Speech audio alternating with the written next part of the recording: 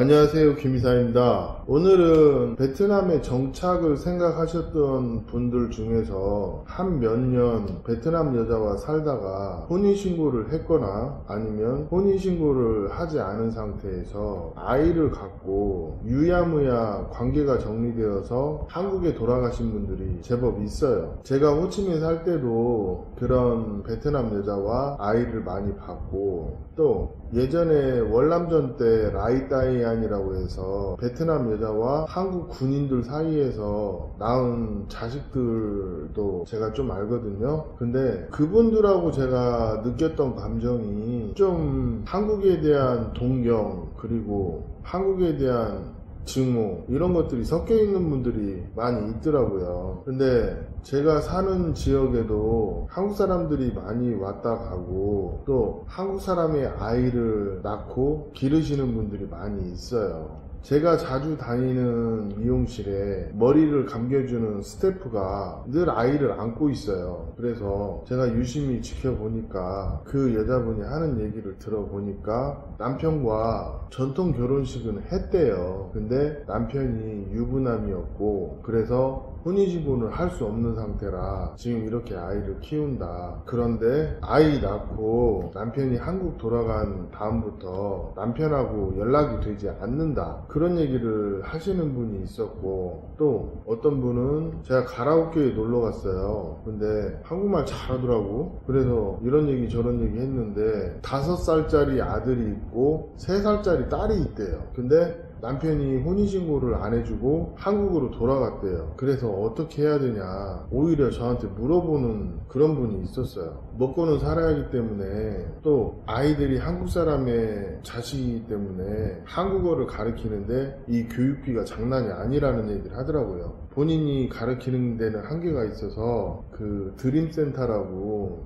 LS 산전에서 하는 그런 한국어 학교가 있거든요. 유치원도 하고 한배부들 상대로 한국어 교육도 하고 그런 게 좀 있어요. 그래서 거기를 지금 현재 보내고 있는데, 그것도 사실은 제가 알려줬어요. 왜 베트남에 왔다 갔다 하다 보면 이렇게 저렇게 알게 된 인연들이 있어서 그렇게 얘기를 풀어가는데, 제가 그런 얘기도 했어요. 남편의 인적사항이나 연락처를 알면 어떻게 법으로라도 하는 법이 있다 그랬는데, 대부분의 베트남 여자들이 법으로까지 그렇게 하고 싶어라 하지는 않더라고요. 생각보다 착해요. 근데 제가 봤을 때는 이게 그 아이를 키우는 부모들이 어리니까 그런 얘기를 많이 하는데, 제가 하는 업무 중에 베트남 여자하고 한국 남자 사이에서 태어난 아이들이 성인이 됐을 때 국적을 찾아달라고 저를 찾아오시는 베트남 여자들이 많이 있거든요. 그런 일을 하다 보니까 막상 어렸을 때는 남편의 손길이 필요하지 않거나 자존심 때문에 한국에 보내고 싶지 않아서 무조건 자기 나름대로 키우려고 하시는 분들이 있는데, 막상 아이들이 성인이 되고 나면 그 아이의 인생을 생각하는 부모들은 그래도 부모라도 찾아주려고 한단 말이에요. 제가 이런 것을 여기에서 보면서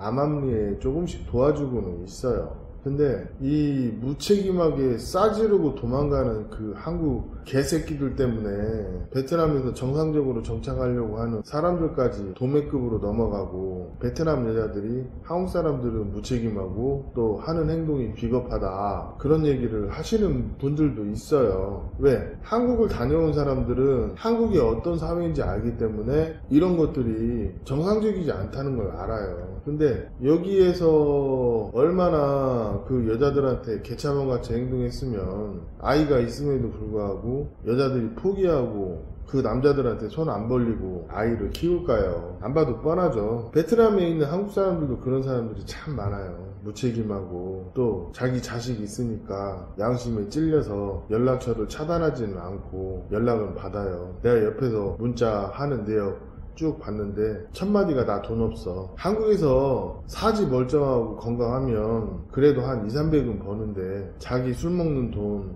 밖에서 담배 피고 여행 가는 돈 조금만 아끼면 베트남에 있는 자식 양육비라도 챙겨줄 수 있는데 그것마저 안 하는 사람들이 너무 많아요. 제가 왜 이런 얘기를 하냐면 그런 사람들이 너무 많기 때문에 또 베트남에 정착하려고 한다는 분들이 특별한 목적 없이 어영부영 그렇게 시간 보내면서 그런 행동들을 하는 게 달갑지가 않은 거예요. 한국 사람들 상당수는 깨끗한 척하고 자기는 올바른 사람인 양 행동하는데 배꼽 아래의 인격은 양아치 개쓰레기들이 엄청 많아요. 얼마 전에도 제 아는 동생 만났는데 이런 얘기를 하더라고요. 한국 사람 만났는데 2천만 동 준다고 했다고 자기랑 하루 동안 같이 있자고 그랬대요. 그래서 자기는 하지는 않았는데 한국 남자 이상하다. 그리고 얘기를 들어보니까 여자 3명 불러서 하룻밤에 6천만 동을 썼다는 얘기를 하더라고요. 저는 그 말 듣고 와, 또라이들 많네 그런 생각 좀 했거든요. 근데 이런 얘기가 한 1년이면 한두 번씩 심심치 않게 들려요. 그러면 저희같이 서류대행해서 한 150만원씩 받고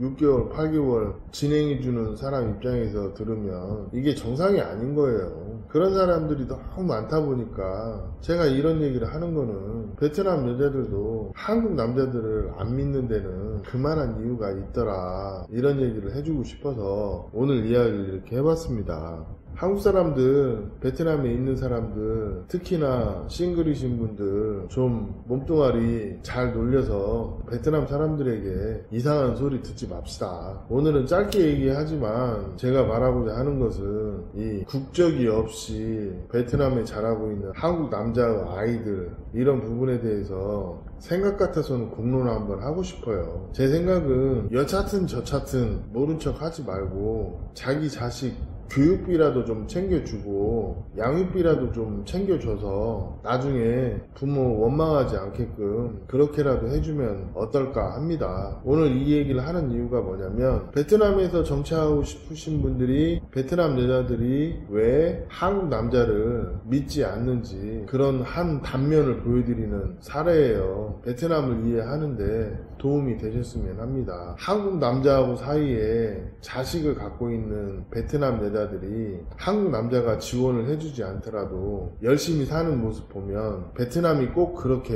부정적이지는 않습니다. 오늘 이야기는 여기까지 하겠습니다. 감사합니다.